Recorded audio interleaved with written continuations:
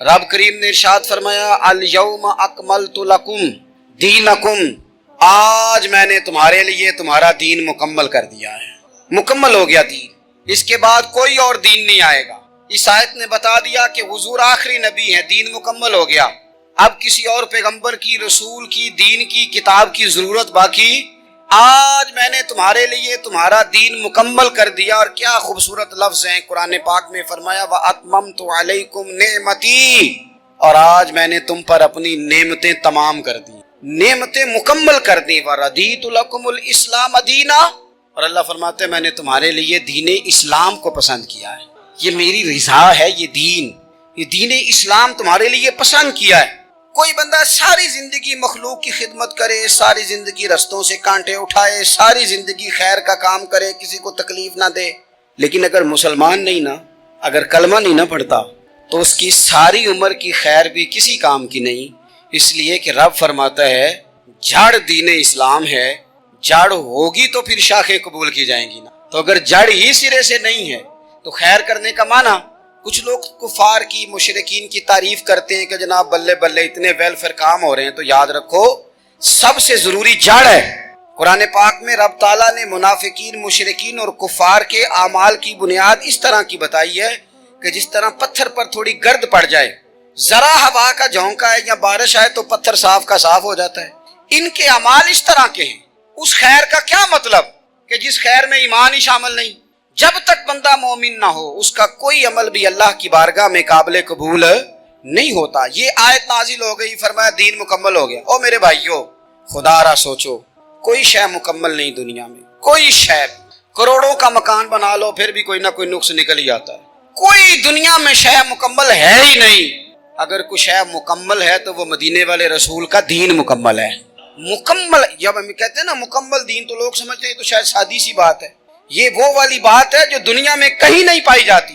جب یہ آیت نازل ہوئی تھی نا، تو بخاری میں موجود ہے ایک بہت بڑا یہودیوں کا عالم حضرت عمر فاروق رضی اللہ تعالیٰ عنہ سے کہنے لگا یہ جو تم پر آیت نازل ہوئی ہے نا کہ دین مکمل ہو گیا، یہ اگر ہم پر نازل ہوتی نا تو جس دن یہ آیت نازل ہوئی ہوتی ہم نے ہر سال اسی دن کو عید بنا لینا تھا کہ دین مکمل ہو گیا، الیوم اکملت لکم دینکم، دین مکمل ہو گیا، ہم تو عید بنا لیتے۔ تو حضرت عمر کہنے لگے ہم پر بھی بڑا فضل ہے، جس دن آیت نازل ہوئی تھی عرفہ کا دن بھی تھا اور جمعے کا دن بھی تھا، ایک نہیں دو عیدیں تھی مسلمانوں کی، دو عیدیں تھی مسلمانوں کی، دو۔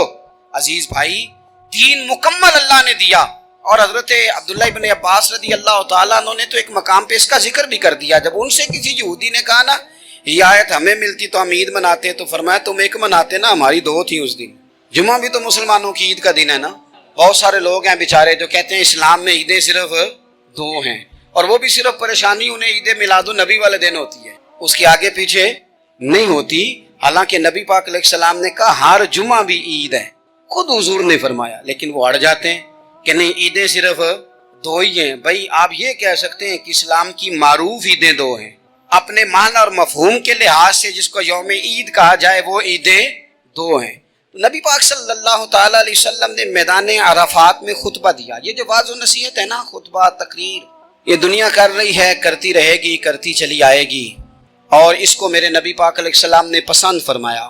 خیر کی بات کرنے والے کو حضور نے دعا دی، محبوب فرمانے لگے اللہ جو میری حدیثیں یاد کر کے آگے پہنچائے اس کے چہرے کو تر و تازہ رکھنا۔ یہ ابلاغ دین بہت بڑی بات ہے اگر کوئی خلوص نیت سے کرے، لیکن کائنات ارضی میں وہ جو حضور کا خطبہ حجۃ الوداع ہے، وہ دستور ہے، وہ منشور ہے، انسانی حقوق پر اس سے بڑا چارٹر نہ پہلے کبھی تھا نہ قیامت تک دوبارہ بن سکتا ہے۔ اس کو خطبہ حجۃ الوداع کیوں کہتے ہیں؟ ایک تو مطلب یہ کہ حضور نے یہی آخری حج کیا، اور دوسری بات یہ تھی کہ اس خطبے کے تھوڑے ہی عرصے بعد میرے نبی پاک نے وصال ظاہری فرمایا، اور اس خطبے کو رسول پاک صلی اللہ تعالی علیہ وسلم نے شروع کہاں سے فرمایا؟ یہ خطبہ دیکھیں شروع کہاں سے ہو رہا ہے۔ انسان دنیا میں ملتا بھی ہے، جدا بھی ہوتا ہے، یہ جو جدائی کا وقت ہوتا ہے نا، جدائی کا، شاید بڑی سوچ سمجھ کے کہا تھا حضرت میاں صاحب نے، بڑی غور کر کے انہوں نے کہا تھا کہ دریا کنڈے روخ نہ لائیے، جو آوے روڑ جاوے۔ آپ میدان میں درخت لگاتے ہیں تو کبھی پھل گرتا ہے تو زمین پہ گرتا ہے، اٹھا لیتے ہیں، اگر دریا کے کنارے ہو تو وہ تو دریا میں گرے گا اور روڑ جائے گا، چلا گیا، بہہ گیا، فرمانے لگے دریا کنڈے روخ نہ لائیے، جو آوے رڑ جاوے تے پردیسی نال نہ یاری لائیے، او دا جدوں دل کرے ٹر جاوے وہ تو چلا جاتا ہے۔ یہ خطبہ شروع کہاں سے ہو رہا ہے؟ یعنی ابھی آغاز کلام ہے، بات آگے آئے گی، آغاز کلام ہے۔ میں کہہ چکا ہوں ولی شاید عبادت کر کے بنے، تقوی اختیار کر کے بنے، ولی اللہ کی حرام کردہ ہر شے سے اجتناب کر کے بنے، وہ جس میں شبہ ہے اس سے بھی بچے تو پھر ولی بنے۔ لیکن صحابی تو حضور کی زیارت سے بنتا ہے نا، نبی پاک کی زیارت سے بنتا ہے، اور صحابہ تو وہ صحابہ تھے جن کی ہر صبح عید ہوتی تھی، خدا کا قرب حاصل تھا، نبی کی دید ہوتی تھی۔ وہ تو اس طرح کا ماحول تھا کہ نبی پاک نے فرمایا حضرت ابو ہریرہ سے یہیں بیٹھے رہتے ہو، تھوڑا ذرا کبھی کوئی کام بھی کر لیا کرو، وقفے سے ملنے سے محبت بھی بڑھتی ہے۔ تو حضرت ابو ہریرہ اٹھے اور ستون کے پیچھے سے ہو کے واپس آ گئے، فرمایا آ گئے ہو، عرض کی حضور دل ہی نہیں لگتا تو جائیں کہاں۔ وہ جو حضور سے آ کے کہتے تھے نا یا رسول اللہ صلی اللہ علیہ وسلم، حضرت صوبان بن مالک، حضور نے فرمایا پریشان دکھائی دیتے ہو، کہ یا رسول اللہ ایک بات پریشان کرتی ہے۔ کہا وہ کیا؟ عرض کی حضور دل بے چین ہوتا ہے تو زیارت کو آ جاتا ہوں، آج ایک عجیب خیال آیا ہے، اور اس نے عجیب رنگ طبیعت میں بھر دیا ہے۔ فرمایا تمہیں کیا خیال آیا؟ عرض کی یا رسول اللہ صلی اللہ علیہ وسلم آج خیال آیا ہے کہ صوبان ہے تو حضور کا غلام ہے، جنت تو حضور کے صدقے ملے گی، لیکن یہ ہے کہ حضور تو ہوں گے نا نبیوں کے ساتھ، تجھے ملے گی پر ملے گی تو غلاموں کے محلے میں نا۔ دل میں خیال آیا کہ وہاں زیارت بھی ہوگی کہ نہیں، او جنت میرے کس کاری جتھے یار نظر نہ آوے، زیارت بھی ہوگی کہ نہیں۔ حضور کی بارگاہ میں جب حضرت صوبان نے عرض کی تو رب کریم نے فرمایا محبوب جو تیری اور تیرے رب کی اطاعت کرے نا، اولئک انعم اللہ علیہم من النبیین والصدیقین والشہداء والصالحین، فرمایا ان کو اللہ نبیوں کے، صدیقین کے، شہداء اور صالحین کے ساتھ ہی جنت میں اکٹھا فرمائے گا، وہ اکٹھے رہے۔ تو جن کو تو جنت میں بھی حضور کی زیارت کے بغیر چین نہیں تھا، ان کو حضور نے خطبہ حجۃ الوداع شروع کرتے وقت پہلا جملہ پتہ کیا کہا؟ حضور اونٹنی پہ ہے، احرام باندھا ہوا ہے، 1,40,000 کم و بیش غلام سامنے کھڑے، عرفات کا میدان۔ محبوب فرمانے لگے پہلا جملہ، جو درد والے تھے وہ تڑپ گئے، یہ سارے درد والے تھے لیکن کچھ زیادہ مزاج شناس تھے۔ محبوب نے پہلا جملہ کہا، حضور فرمانے لگے لوگو جس طرح آج اکٹھے ہوئے ہیں شاید اس کے بعد دوبارہ ہم اکٹھے نہ ہوں۔ پہلا اعلان ہی کر دیا کہ یہ تمہارے ساتھ جو آج خطبہ ہے نا، اس میں اشارہ دے دیا کہ دوبارہ نہیں جمع ہوگے، اگلا حج نہیں کرنا، بس ختم ہوئی بات، یہ آخری پہلی بات ہی حضور نے یہ بیان۔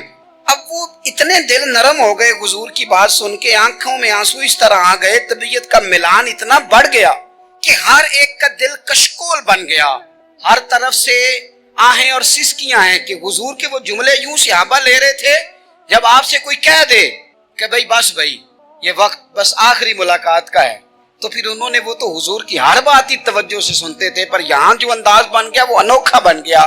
فرمایا شاید دوبارہ ملاقات نہ ہو۔ پھر میرے کریم محبوب صلی اللہ تعالی علیہ وسلم نے فرمایا جس طرح تمہارے لیے یہ شہر حرمت والا ہے، مکہ حرمت والا ہے نا، ایک نیکی کرو تو مکے میں 1,00,000 کا ثواب، حرم مکہ میں ایک گناہ کرو تو وہ بھی 1,00,000 لکھا جاتا ہے، حرمت والا ہے، بڑی عزت والا ہے۔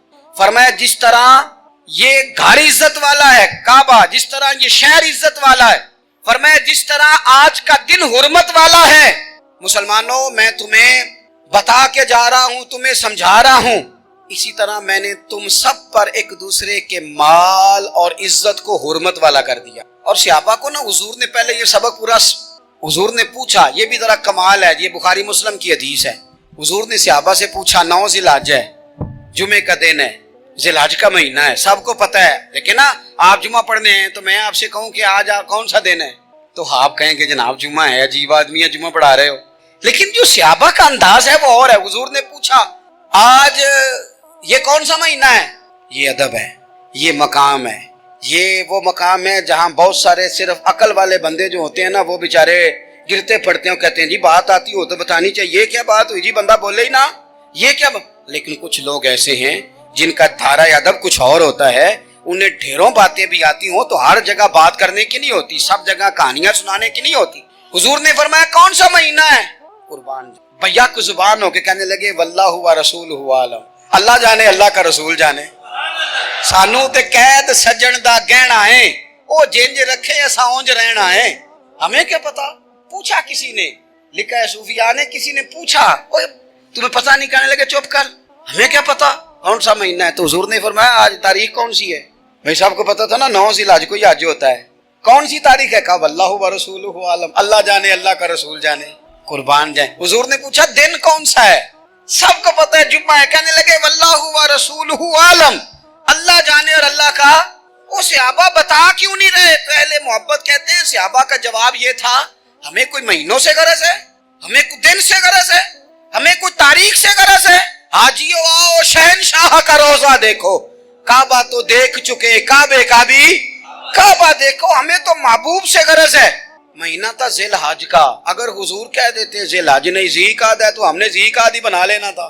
تاریخ تھی 9، اگر حضور فرما دیتے 11 ہے تو ہم نے 11 ہی بنا لینی تھی۔ دن تھا جمعے کا، اگر حضور کہتے پیر ہے تو ہمیں کیا لگے؟ ہمیں تو محبوب کی رضا چاہیے۔ آپ دیکھیں نا، ایک صحابی کے ہاتھ ذرا لمبے تھے تو حضور نے فرمایا یا ذوالیدین، او لمبے ہاتھوں والے۔ ان سے کوئی پوچھتا نام کیا ہے تو کہتے میرا نام ہے 2 ہاتھوں والا۔ او بھائی میرے بھی 2 ہیں، تو کیوں 2 ہاتھوں والا؟ کہنے لگے یہ نہیں مجھے پتا، مجھے نبی پاک نے کہا 2 ہاتھوں والا۔ تو ٹھیک ہو گئی جو حضور نے نام رکھ دیا۔ تو حضور سید عالم نے پوچھا، پھر حضور نے حرمت یاد کرائی، فرمایا یاد رکھو یہ دن بھی بڑی عزت والا ہے، جمعے کا ہے، یہ مہینہ بھی بڑی حرمت والا ہے، ذی الحج کا ہے، یہ تاریخ بھی بڑی حرمت والی ہے۔ لیکن فرمایا جس طرح اس دن کی، اس شہر کی، اس مہینے کی تم نے عزت کرنی ہے، اسی طرح ایک دوسرے کے مال کا، ایک دوسرے کی عزت کا تم نے پاس کرنا۔ مسلمان بھائیوں، خدا را یہ حضور کہہ رہے ہیں یار، نبی پاک نے کعبہ کے سامنے کھڑے ہو کے فرمایا بیت اللہ تیری بڑی شان ہے، تیرا بڑا مرتبہ ہے، لیکن فرمایا میرے مومن کی عزت رب کی نظر میں کعبے سے بھی زیادہ ہے۔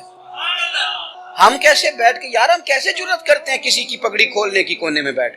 ہم اپنے گھر بیٹھ کے کسی پر تبصرہ کر گئے، کسی بندہ مومن کی عزت اچھال گئے، بالکل پتہ نہیں تھا بات کا اور ہم نے کہانی بنا دی پوری کی پوری، داستان سرائی کر گئے۔ صبح سے شام تک ہماری گپ شپ کا عنوان کیا ہے؟ کسی نہ کسی کا شکوہ، کسی نہ کسی کی شکایت، یہ ہماری گپ شپ ہے۔ خدا را حضور نے تو خطبہ حجۃ الوداع میں پہلا سبق یہ دیا تھا کہ میرے جانے کے بعد ایک دوسرے کی عزت کرنا، اور اسی خطبے میں ایک جگہ پہ فرمایا یہ نہ ہو کہ میرے جانے کے بعد تم ایک دوسرے کی گردنیں مارنے لگ جاؤ، ایک دوسرے کی عزتوں کا خیال کرنا، پاس کرنا۔ مسلمانوں، میرے عزیز بھائیوں، بزرگوں، عزتوں کا دفاع شروع کریں۔ تھوڑی دیر کے لیے اپنی زبان لوگوں کے اوپر تبصرہ کرنے سے کنٹرول میں لائیں۔ کچھ چیزیں ایسی، میں مختلف شہروں میں جاتا ہوں، جس شہر میں گئے وہاں لوگوں نے یہ کہا جناب یہاں جو مولانا ہے نا، بعض لوگ یہ باتیں بڑی چسکے لے کے سنتے ہیں، یہاں جو مولانا ہے نا وہ کچھ نہیں کرتے، آپ بڑے اچھے ہیں، یہاں جو پیر صاحب ہیں وہ بڑے گڑبڑ ہیں، آپ بڑے اچھے ہیں۔ تو میں ان سے کہتا ہوں کہ میں اس لیے اچھا ہوں کہ میں تھوڑی دیر کے لیے آیا ہوں، میں نے چلے جانا ہے، اور دوسری بات یہ کہ مجھے آپ جتنا مرضی اچھا کہہ لیں، میں نے رخصت ہو جانا ہے 2-3 گھنٹوں کے بعد۔ یہاں جس آدمی کا آپ شکوہ کر رہے ہیں نا، آپ اس کو جنازے کے لیے خبر کریں نہ کریں، اسے پتہ چل گیا نا محلے میں جنازہ ہو گیا، تو اسے کوئی کام بھی ہوا تو اس نے کہنا یار نہیں محلے میں فوتگی ہوگی، میں نے جنازہ پڑھانا ہے، اس نے جانا نہیں۔ تو کمزوریاں تو سب جگہ ہوتی ہیں، لیکن ان کمزوریوں کی وجہ سے آپس میں بغض پیدا کر لیا جائے گا، اور پھر کمال بات ہے نا کہ اپنی ساری کمزوریوں سمیت اپنے آپ سے پیار ہے، اپنے آپ سے محبت ہے، اور دوسرے کی ایک کا پتہ چل جائے تو ہمیں گھن آنے لگ جاتی۔ تو حضور نے خطبہ حجۃ الوداع کے موقع پر یہ بات ارشاد فرمائی۔ دوسرا حضور نے فرمایا لوگوں یاد رکھنا، یہ خطبہ حجۃ الوداع میں نبی پاک نے فرمایا، یہ حضور خطبہ دے رہے ہیں، اور اس وقت دے رہے ہیں جب حضور صحابہ کو بتا چکے ہیں کہ یہ آخری ملاقات ہے، جو دور دراز سے آئے ہیں ان کو بتایا ہے کہ یہ میری تمہاری جو مجلس ہے، جو محفل ہے، جو تم سے بات ہو رہی ہے، یہ آخری ہے۔ محبوب فرمانے لگے لوگوں یاد رکھنا قیامت قائم ہوگی۔ ان جملوں کا حسن ملاحظہ کر لیں۔ فرمایا قیامت قائم ہوگی، تم اپنے رب سے ملاقات کرو گے، اور فرمایا تمہارا رب تم سے تمہارے اعمال کے بارے میں پوچھے گا۔ یہ خطبہ حجۃ الوداع میں کریم نے فرمایا، صبح تم اٹھے کیا عمل کیا، اللہ پوچھے گا، کسی سے ملاقات ہوئی، طرز کیا تھی، سوچ کیا تھی، اللہ پوچھے گا، لین دین میں کیا معاملات تھے، تمہارے اعمال کے، اللہ سے ملاقات ہوگی، وہ کھڑا کر کے پوچھے گا۔ اور حدیث میں کئی جگہ پہ حضور نے فرمایا وہ تم سے سوال کرے گا، تمہیں جواب دینا ہے۔ میرے عزیز بھائیوں، تیار رہنا چاہیے، تیار۔ ہم نا منت کرتے ہیں آخری دن ہونا، تنخواہ دار لوگ کہتے ہیں یار یہ آخری ایام چل رہے ہیں، کوئی خرچہ نہ بتا، اس لیے کہ حساب کے متھے لگنا ہے، आखिरी दिनों में, बजट के दिनों में लोग परेशान होते हैं कि हिसाब देना है। जब रब से मुलाकात करेंगे और वो हिसाब मांगेगा, कितना मुश्किल काम है। और एक मकाम पे हुजूर ने फरमाया जिससे अल्लाह ने हिसाब मांगा वो तो उलझ गया, दुआ करो वो हिसाब मांगे ही ना, बेहिसाब ही बख्शिश फरमा दे। नबी पाक सल्लल्लाहु तआला अलैहि वसल्लम ने इरशाद फरमाया इसी खुतबा हज्जतुल विदा में, हुजूर फरमाने लगे सुन लो, मैंने तुम तक अल्लाह ताला का पैगाम पहुंचा दिया है। अब जिस शख्स के पास अमानत रखी हो उस पर लाजिम है कि वो अमानत उस तक पहुंचा दे जो उसका मालिक है। हम बहुत सारे लोग ऐसे होते हैं, हमारे पास अमानतें होती, कुछ भी ना हो तो कुछ लोगों के राज की अमानत होती, कुछ भी ना हो तो कुछ लोगों की बातें हम तक पहुंच जाती हैं, वो राज होता है, वो अमानत होती है। मजलिस की गुफ्तगू भी अमानत है, लेकिन हम अमानतों का ख्याल नहीं करते, खयानत हो जाती है। बहुत मोहतात होकर अपनी जिंदगी में अमानतों का ख्याल किया जाए। या अय्युहल्लज़ीना आमनू ला तख़ूनुल्लाह वर रसूला व तख़ूनू अमानातिकुम व अंतुम तालमून। अल्लाह फरमाते हैं ईमान वालों, ना रब से खयानत करना, ना रब के रसूल से खयानत करना, ना आपस में एक दूसरे से खयानत करना, जानते बूझते हुए ये काम ना करना। व अंतुम तालमून, जानते हो, तुम्हें पता है। कभी भी बददियानती का मुजाहरा न करें अपनी जिंदगी में, कभी भी। और ये भी याद रख लें, बच्चों को क्या पता कि हमारा अब्बा हलाल ला रहा है कि हराम ला रहा है। आप ला रहे हैं ना, तो वो तो बेचारे भोलेपन में खा रहे हैं, तो हिसाब आपने देना है। जिन्ना ली तू पाप कमाए हुन किथे नहीं हो तेरे कर दे, भुला ना। तो बच्चों का तो ये मामला है भाई, अल्लाह माशाल्लाह कि वो वक्त पे ही शादी के 10-15 दिन के बाद ही उनको पैगाम मिल जाता है कि अगर हमारा अलहदा घर हो तो मैं मर्जी से सजाऊं, तो मैं मर्जी से सवारूं, तो मेरा कोई मतलब अपना सिलसिला हो, तो बड़े टाइम पे सारी बातें शुरू हो जाती हैं। वो तो मामला ही बिल्कुल और है। तो बिल्कुल किसी भी अमानत में कभी भी खयानत करने की कोशिश न करें। और याद रखें, माले हराम जहां आता है वहां बड़ी तबाही आती है। जहां लोग बददियानत हो जाते हैं वहां मामलात बड़े खराब हो जाते हैं। अल्लाह तबारक व तआला दयानतदारी की तौफीक अता फरमाए। हुजूर ने खुतबा हज्जतुल विदा के मौके पर फरमाया मैंने आज जहलियत के सारे सूद खत्म कर दिए। नबी पाक मैदान अरफात में खड़े होकर फरमाने लगे जिस बंदे ने भी किसी से पैसे लिए हैं वो असल रकम देगा, जायद नहीं देगा। हुजूर के बड़े करीबी थे एक, फरमाया इन्होंने भी कुछ लोगों से पैसे लिए हुए, चूंकि वो सब लोग करते थे, हराम ही नहीं था। फरमाया मैं इनको भी हुक्म देता हूं कि ये असल रकम वसूल करेंगे, किसी से एक पाई भी ज्यादा वसूल न करेंगे। नबी पाक सल्लल्लाहु तआला अलैहि वसल्लम ने खुतबा हज्जतुल विदा में एक बारीक बात हुजूर ने भी, ये आपने जरूर समझनी है, बिलखुसूस जो लोग थोड़ा दीन पर अमल कर रहे हैं, जिनका लिबादा मजहबी हो गया, जिन्हें लोग हजरत साहब, कारी साहब, अल्लामा साहब, मुफ्ती साहब, हाजी साहब, बुजुर्गों कह के बुलाते हैं, वो इस पर तवज्जो करें। मेरे नबी पाक सल्लल्लाहु अलैहि वसल्लम ने खुतबा हज्जतुल विदा के मौके पर इरशाद फरमाया लोगों, शैतान अब मायूस हो गया है, वो तुमसे बुतों की पूजा नहीं करा सकेगा। हाँ, वो तुम्हें छोटे छोटे गुनाहों में मुब्तला करेगा, वो तुमसे छोटे छोटे ऐब कराएगा, तुम समझोगे ये तो गलती कोई नहीं। फरमाया उससे बच के रहना। इस बात को समझिएगा, अल्लाह देने वाला है, हुजूर लेने वाले हैं। कुरान में क्यों जिक्र किया? तो रब फरमाता है तुम्हें इसलिए बता रहा हूं कि तुम मामूली महबूब के मानने वाले नहीं, उस महबूब के मानने वाले हो जिन्हें अल्लाह ने बड़ी ही खैर कसीर अता फरमाई। व रफाना लका जिक्रक, ऐ महबूब हमने आपके लिए आपके जिक्र को बुलंद कर दिया।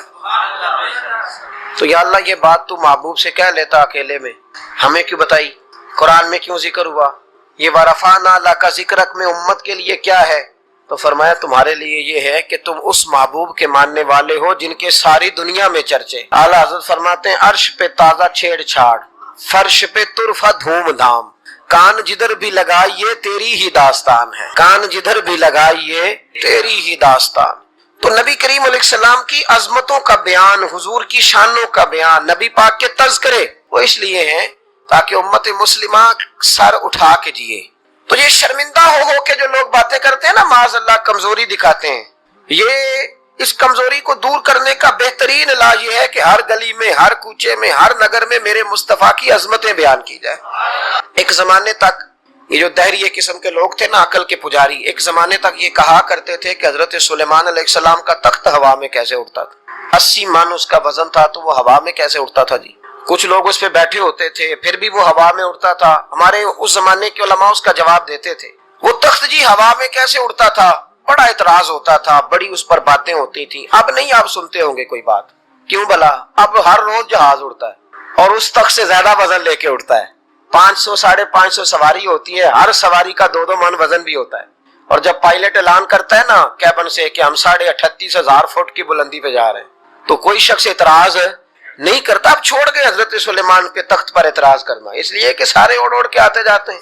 اب ذرا ٹھہر گئے، اب یہ ٹینشن ختم ہو گئی کہ حضرت سلیمان کا تخت کیسے اٹھتا تھا. پھر ایک نیا اعتراض شروع ہو گیا. الم تری کیف فعل ربک باصحاب الفیل، کہ اتنا چھوٹا سا کنکر اور اتنا چھوٹا سا بابیل اور اتنے بڑے ہاتھی کو کنکر مارے تو اتنے سے کنکر سے ہاتھی کیسے مر جاتا ہے؟ بڑی پریشانی تھی بھئی، کنکر چھوٹا ہاتھی بڑا کیسے مر گیا؟ پھر اللہ نے فضل کیا تو بندوق کی گولی ایجاد ہو گئی. کہنے لگے نہیں پریشر سے لگے تو ہاتھی ماری جاتا ہے. اب اس کے بعد دوبارہ اس بات پر اعتراض نہیں کرتے. پہلے کہتے تھے کہ انسان کیسے جاتا ہے، کیوں کر جا سکتا ہے، ممکن کیسے ہے، یہ مطلب کیسے ہو گیا، معراج کیسے ہوئی. تو پھر ایک بندہ چاند سے تو ہو آیا ہے، اور جس نے وہ بندہ چاند پہ اتارا ہے اس نے کہا ہے کہ یہ آخری منزل نہیں، اس سے آگے بھی انسان جا سکتا ہے. تو میرے مصطفیٰ کریم نے فرمایا تم تو اب جانے کی باتیں کرتے ہو نا، جہاں تک میں ہو آیا ہوں تم سوچ بھی نہیں سکتے. کوئی رہ فلک اتے یار گیا، کوئی جا سدراتے ہار گیا، ایک کالیاں زلفاں والا سی جڑا لنگرشاں تو بھی پار گیا. میں تم نہیں نہ جا سکتے، تم کچی باتیں، کمزور باتیں. اور ایک اور بات میں آپ کو عرض کروں، نبی کریم علیہ السلام کے لیے یہ کام اتنا مشکل نہیں تھا جتنا قوم سمجھتی ہے نا. وہ ہمارے اپنے کچھ نادان دوست ہیں، اپنی عقل چھوٹی ہوتی ہے تو وہ اس عقل میں کیا کیا آئے گا، اتنی کچھ چیز ہوتی ہے اس میں اتنا ہی سامان آتا ہے نا. تو اپنی عقل چھوٹی ہوتی ہے تو بجائے اس کے کہ وہ ایمان لے آئیں اللہ تک کی حکمتوں پر، وہ عقل کے ترازو پر چھوٹی سی عقل کو پریشان کرتے ہیں. چھوٹا سا دماغ ہوتا ہے، ہر وقت ٹینشن میں رہتے ہیں، وہ جی کیسے گئے، کس طرح کر کے گئے. تو میں کہتا ہوں نبی کریم کے لیے یہ مسئلہ ہی کوئی نہیں، حضور کے لیے یہ کوئی مسئلہ. حضور فرماتے ہیں میں تو اس وقت بھی نبی تھا. یہ ترمذی میں ہے، ترمذی ہے، سیاستہ کی حدیث ہے. یہ سمجھیں گے دین ہے، یہ عقیدہ ہے، اس کو سمجھا کریں. فرمایا میں تو اس وقت بھی نبی تھا جب آدم علیہ السلام کی مٹی گوندی جا رہی تھی. تو محبوب تو پہلے بھی ان سارے نظاروں کو جانتے ہیں، ہر چیز حضور کی نظر میں ہے. اور اس کے بعد بھی، اس کے بعد کا جو ماحول ہے وہ بھی انوکھا ہے. وہ ایک صاحب تھے، مجھے کہنے لگے کہ وہ جی حضور تو گئے تھے حضرت جبریل لے کے تھے پروں پہ بٹھا کے، پہلے براق پہ گئے تھے، پھر حضرت جبریل کے پروں پہ، پھر رف پہ. ویسے تو نہیں نا بشر جا سکتا. تو میں نے کہا چلو مہربانی کرو تم بھی کسی دن براق پہ بیٹھ کے چکر لگا ہی آؤ، کوئی کوشش کرو نا یار، کسی جگہ پہ ٹھہرو تو صحیح.